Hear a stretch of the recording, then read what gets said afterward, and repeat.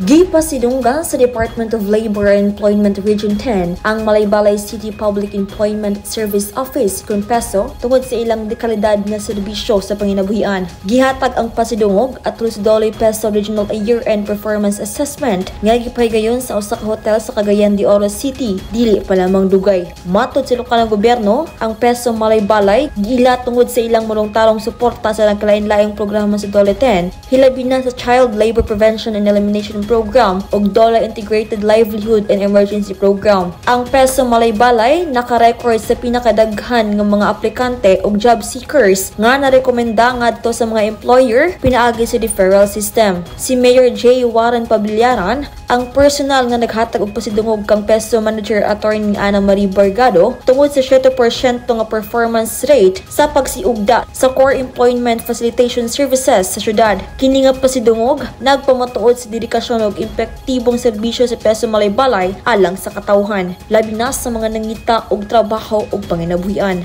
Gipasalig sab sa peso nga magpadayon ng ilang paningkamot og dedikasyon sa paghatag og maayong serbisyo sa katawhan, hilabi na sa mga nangita og panginabuhian ug trabaho. Shiny Bulyaser, Newsline Philippines, stay safe.